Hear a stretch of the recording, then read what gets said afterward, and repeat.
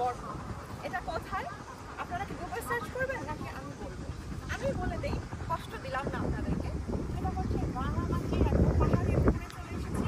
আশেপাশের ভিউটা যদি আপনারা দেখেন, বন্ধুটা বরফের বরফে। কি যে সুন্দর একটা বাতাস, দেখেছেন আমার জামা কাপড় উড়ে যাচ্ছে। আমার মনে হয় আমি নিজেও উড়ে যাবো, একটা পাখির মতো ডানা মেলে উড়ে যেতে ইচ্ছা করছে।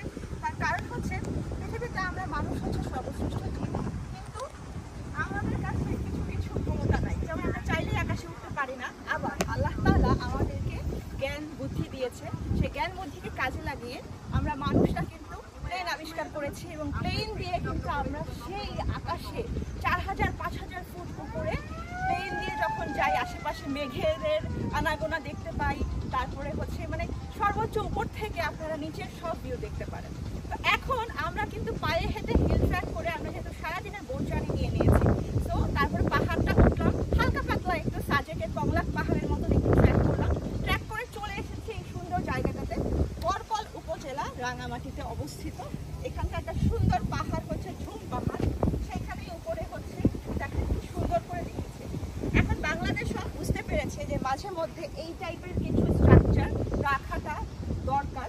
তার কারণ হচ্ছে মানুষগুলো যখন আসবে তখন ইচ্ছে করবে যে কিছু ছবি নেই, ভিডিও নেই, তখন এই টাইপের কিছু স্ট্রাকচার থাকলে যেটা হয় সেটা হচ্ছে আসলে পরে আমরা স্মৃতিতে আমাদের মেমোরিজে রাখলে পরে আমরা মনে করতে পারি, ও আচ্ছা আমরা রাঙামাটি ঘুরে গিয়েছিলাম এবং এই জায়গাটা ভিজিট করেছিলাম। এটা হচ্ছে বরকলা।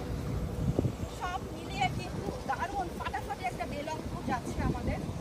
যখন আপনারা গ্রুপে আসবেন, তখন এবার আমরা 14 জনের একটা গ্রুপ ঘুরে এসেছি, সবাই সবার ফ্যামিলি নিয়ে।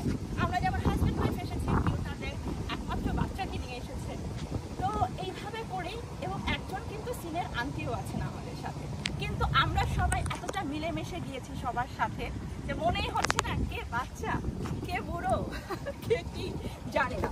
তো আই লাভ বরকল আপনারা দেখেই দিলেন। আমরা এই পাশের ভিডিওটা নিব, ভিডিও ফুটেজটা, কারণ আমার কাছে মনে হয় যে এই পাশের ভিউটা একটু বেশি সুন্দর। তো নামতে নামতে দেখেন আমরা কিন্তু এই খারাপ পাহাড়টা দিয়ে উঠেছি, এবং উঠে এই যে নামছি। এখন হালকা হালকা ঝিরিঝিরি বৃষ্টি হচ্ছে।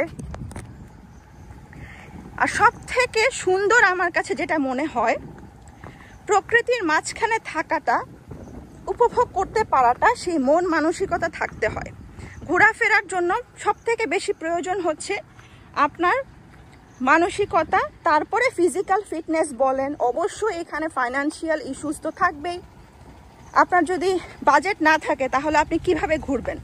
তবে কম বাজেটেও কিন্তু আপনারা চাইলে যে কোনো ট্যুর দিতে পারবেন। যেমন এরকম যখন গ্রুপে আসবেন তখন আপনার কস্ট ইফেক্টিভ হবে। তার কারণ হচ্ছে যেমন আজকে সারাদিনে আমাদের বোট ভাড়া হচ্ছে 3500 টাকা, সেটাই 14 জনের মধ্যে ডিভাইড হয়ে যাচ্ছে। সো পার পার্সন কিন্তু অনেক কম পড়ছে। কিন্তু আপনি যদি একা একা আসেন 2 জন বা 3 জনের ফ্যামিলি নিয়ে, তখন কিন্তু এই পুরোটাই আপনাকে বিয়ার করতে হবে।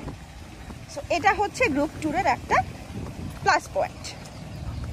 এই যে দেখেছেন খাড়া রাস্তাটা দিয়ে আমরা নামছি, এবং তুমি একটু সামনের দিকে চলে গিয়ে আমাকে দেখাও যে আমরা কতটা উঁচুতে উঠেছি। এই যে আমি আই লাভ বরকল দেখার জন্য আমরা কত কষ্ট করেছি, কিন্তু নামার সময় কিন্তু কোনো কষ্ট হচ্ছে না, বরং মজা লাগতেছে, কারণ নামার রাস্তাটা ইজি হয়।